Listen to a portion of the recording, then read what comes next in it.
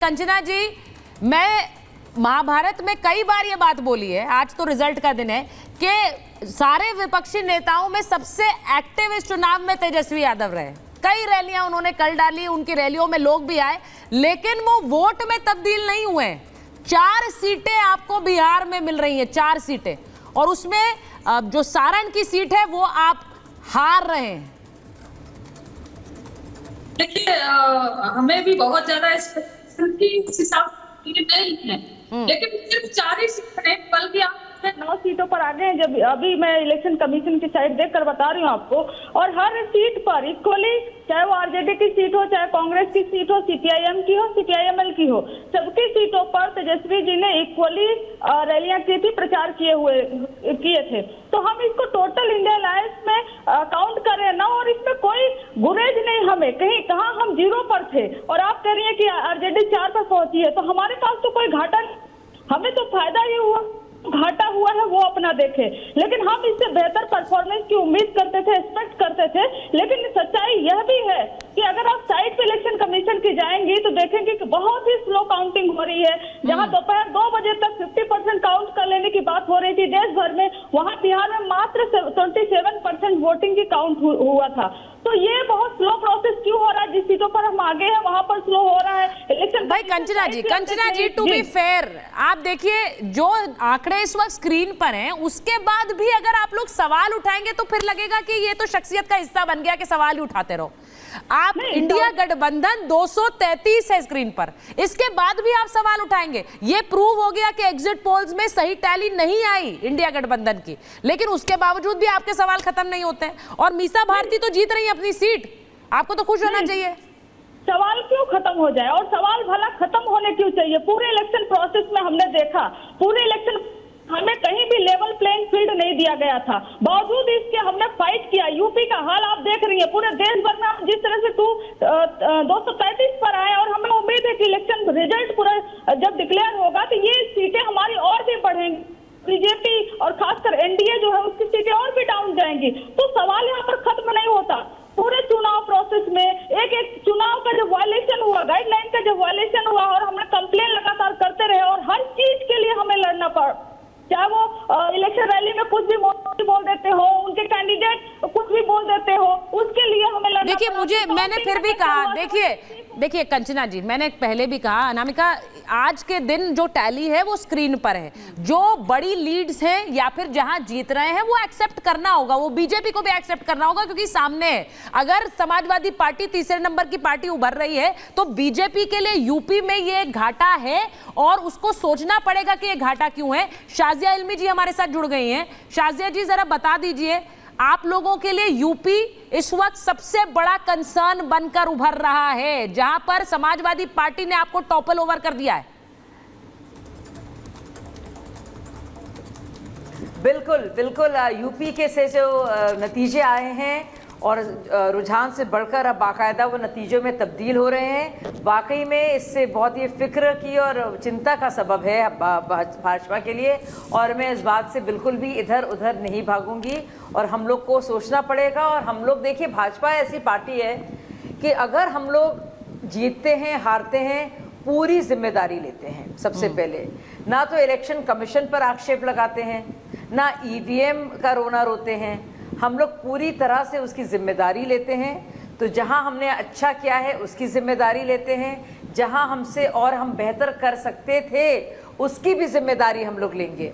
और मुझे लगता है क्योंकि इतने आंकड़ों का फर्क है और उम्मीदों से कई कम हमारी सीटें आई हैं उत्तर प्रदेश में, जाहिर सी बात है एक बहुत गहन समीक्षा की इसमें ज़रूरत है। मुझे खुशी इस बात की है कि लार्जेस्ट पार्टी के तौर पर भी और लार्जेस्ट अलायंस के तौर पर भी हम फिर से सरकार बनाने जा रहे हैं। तो अब की बार फिर से मोदी सरकार। लेकिन यूपी में जो हुआ है और जो हमारे और भी जगहों में कम सीटें आई हैं, तो मुझे लगता है उस पर बहुत ही जरूरी है। शाजिया जी, 80 में 80 की बात कर रहे थे, 80 में आधी भी नहीं आई है, और उसमें मंथन हो 80 में 80 की बात कर रहे थे, क्या कुछ हो गया है ग्राउंड पर। आप 80 में 80 की बात कर रहे थे, आधी भी नहीं आई है, इस पर भी आगे आपसे बात करेंगे। धीरेन्द्र जी हमारे साथ जुड़े हुए हैं। धीरेन्द्र जी, चिराग पासवान हमेशा कहते रहे हैं कि मैं मोदी जी का हनुमान हूं। मोदी जी के हनुमान ने अपनी जिम्मेदारी अच्छे से निभाई है, लेकिन बीजेपी को नुकसान हुआ है कई जगहों पर।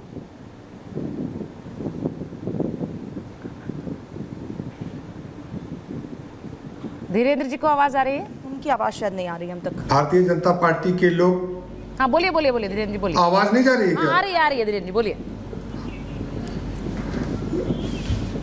जी, कह रहा हूँ कि बहुत बहुत धन्यवाद कि हमारा 5 सीट हम लोगों ने गठबंधन में लड़ा था हमारी पार्टी ने, और 5 की 5 हम जीत रहे हैं। बिहार में भी अच्छी जीत हो रही है कुछ सीटों को छोड़ करके। उत्तर प्रदेश में भारतीय जनता पार्टी की सीटें थोड़ा कमी है, तो भारतीय जनता पार्टी इस पर गहन चिंतन करेगी और बराबर काम करने वाली पार्टी है।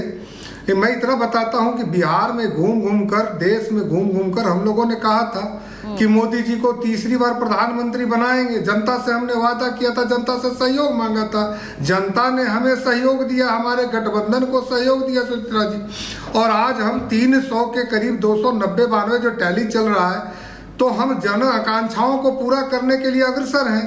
और देश में एक बार फिर से जो कहा करते थे लोग कि आएगा तो मोदी जी आ गए हैं, तो मैं देशवासियों को, देश के मतदाताओं के प्रति आभार प्रकट करते हैं कि इस लोकतंत्र को मजबूत करते हुए मोदी जी के नेतृत्व में एक बार पुनः तीसरी बार देश को मोदी जी के नेतृत्व में प्रधानमंत्री उनको बनाने जा रहे हैं। इस वक्त 3 बिहार में जहां तक बात है, हाँ बोलिए बोलिए बोलिए, कंप्लीट करिए फिर मैं बोलूँ। जी नहीं, बिहार में जो हम लोगों की जीत हुई है, तो 4-5 सीट मिली है, आरजेडी को 4 सीट बता रहे हैं, तो और 2-3 सीट, ये कोई मुद्दे की जीत नहीं है। ये सिर्फ जातीय समीकरण को देख करके किसी के अगर कहीं पे घर में आग लगे, वहां पे ये रोटी बना करके और बोल रहे हैं कि देखो रोटी कितनी अच्छी बनी है, ये कोई मुद्दे की जीत नहीं है। यही चीज उत्तर प्रदेश में हुआ है जो पीडीए का हुआ है। अगर हमारे कोई एनडीए में मजबूती से कोई कास्ट खड़ा था, उसके जाति का वहां पे टिकट दे करके अपने लोगों को थोड़ा कम करके दिया, उसी का ये फलाफल आया है। और बिहार में तो आदरणीय नीतीश कुमार जी के प्रति बिहार में जो लोकप्रियता उनकी है वो भी दिख गया है। आदरणीय चिराग पासवान जी के नेतृत्व में लोकप्रियता उनकी दिखी है, आदरणीय जीतन राम मांझी जी के। तो गठबंधन के सारे नेताओं के प्रति बिहार के लोगों में जो प्रेम है, फोन भी चला गया, उसका प्रकटीकरण हुआ है। खबर तो ये है कि चिराग जी को भी फोन गया है। ये तो देखिए फोन गया है जी से मिलने सम्राट चौधरी पहुंचे हैं, फोन जीतन राम मांझी से भी सुचरिता जी, सुचरिता जी, फोन आया है, लेकिन आया है आदरणीय अमित शाह जी का। तो हमारे गठबंधन के नेताओं का अगर एक दूसरे का फोन आता है, तो इसमें क्या इतराज है? तो बधाई देने का दिन है। एक चीज बड़ी क्लियर है कि जो आंकड़े स्क्रीन पर हैं, 291 एनडीए है और इंडिया गठबंधन 233 है। अब इस नंबर के बाद आपको भाटी जी जहन में जरूर आ रहा होगा कि 50 और मिल जाती कहीं। अब ये चीज तो आपको लगेगी, आपके गठबंधन को लगेगी 50 और सीटें आ जाती तो हम थोड़ा कहीं सरकार बनाने के आसपास कहीं आ पाते। लेकिन ये भी हकीकत है कि सरकार तो एनडीए की ही बन रही है। इस बात को लेकर तो मुझे नहीं लगता कि कोई पसोपेश है, लेकिन